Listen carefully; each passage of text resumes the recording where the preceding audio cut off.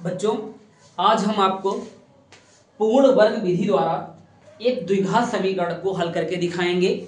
जैसा देखिए, और परीक्षा की दृष्टि से उपयोगी रहेगा इस वजह से क्योंकि कभी कभी पूछ लेते हैं कि सूत्र विधि द्वारा इस द्विघात समीकरण को हल कीजिए, तो ये सूत्र विधि द्वारा ही लगेगा। अब हम समीकरण को नोट करते हैं। जैसा देखिए आप लोग, सबसे पहले हम द्विघात समीकरण नोट कर लेते हैं।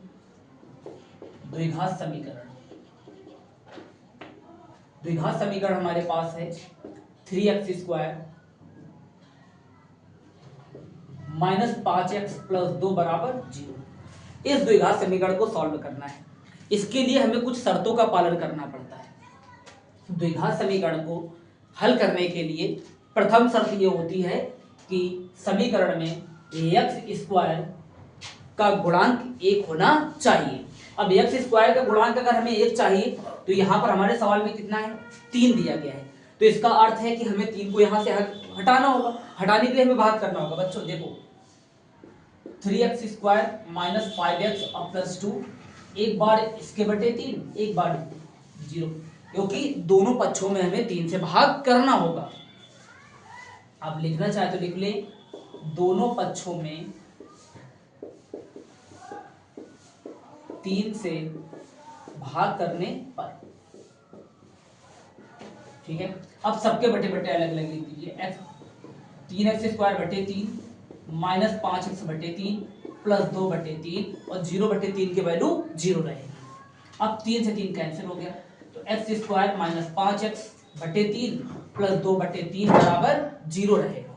देखिए, आपको हम बता रहे हैं कि x² का गुणांक हमारा 1 हो चुका है।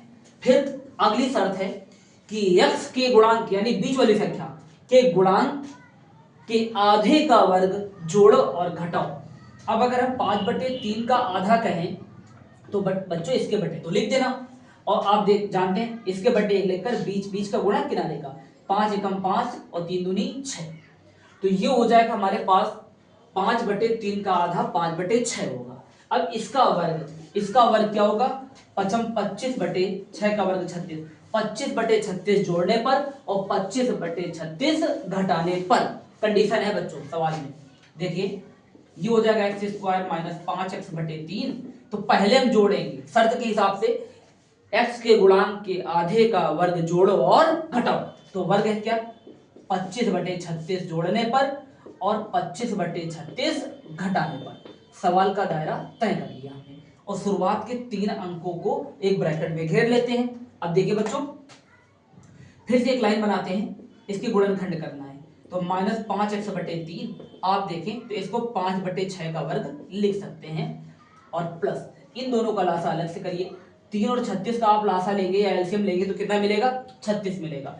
अब करने का तरीका 2/3 इंटू 36, 3 एकम 3 और 12 यानी 36। अब फिर इसका गुणा करा देंगे, 12 दूनी कितना हो जाएगा, 24 हो जाएगा। माइनस फिर 25/36, इस भिन्न को भी सॉल्व करते हैं हम लोग, तो 36 से 36 कैंसिल होगा, कितना बचेगा 25 और बराबर 0। देखना बच्चों, इंपॉर्टेंट सेक्टर में चल रहा है। अब देखिए ये फॉर्मूला बनना है।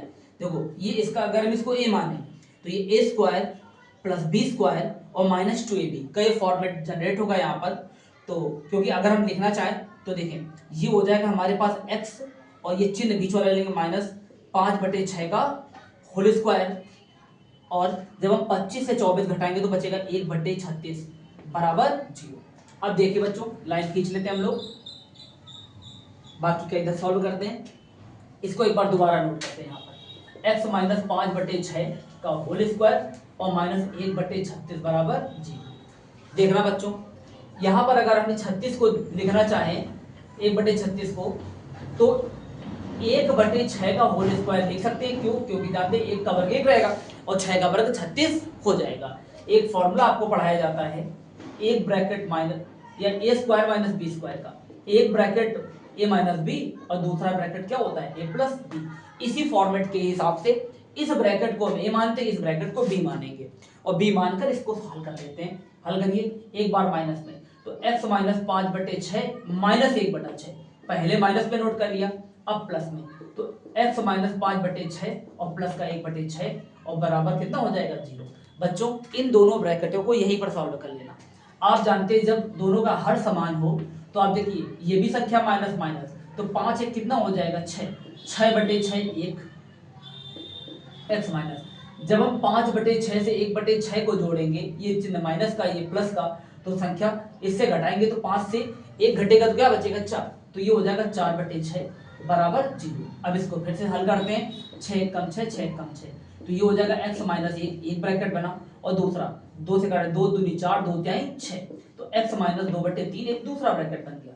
बच्चों अब लाइन खींचकर इसका हल अंतिम चरण में ले जाते हैं।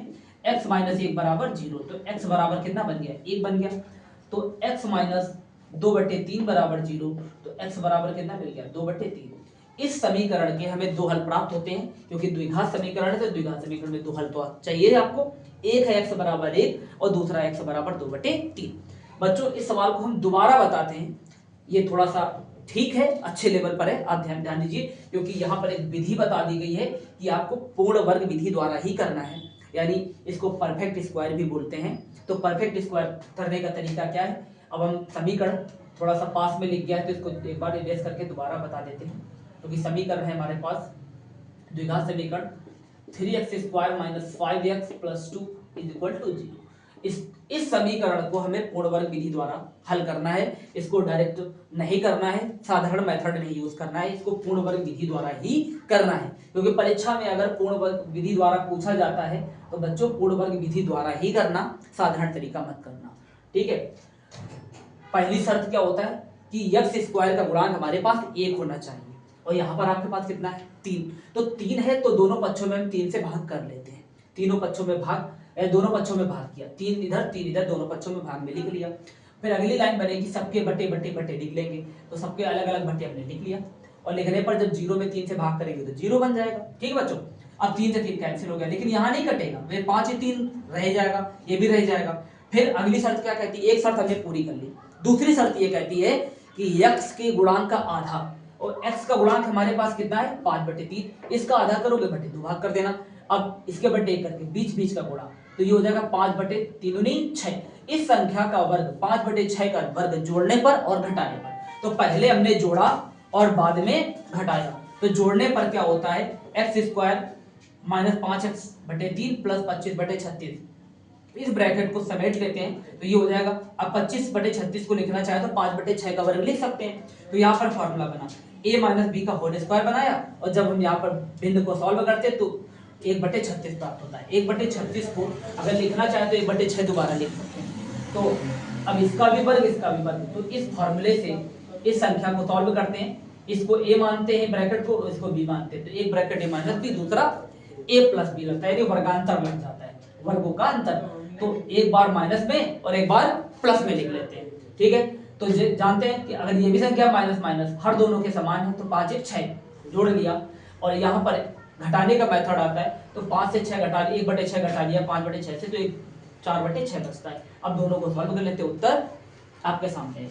बच्चों ये क्वेश्चन परीक्षा की दृष्टि से उपयोगी रहेगा, और आप लोगों से बस छोटी सी एक शिकायत है कि आप लोग कमेंट नहीं कर रहे हैं, ठीक है। ज्यादा से ज्यादा कमेंट करें, शेयर करें और चैनल को सब्सक्राइब भी करें, ताकि क्या कहते हैं कि हम आगे से आगे आपको परीक्षा के लिए अच्छे अच्छे वीडियो दें, और क्या कहते हैं आपके उत्तम भविष्य की हम कामना करते हैं, और आप लोग क्या कहते हैं कि लगाइए बढ़िया से परीक्षा में बैठिए।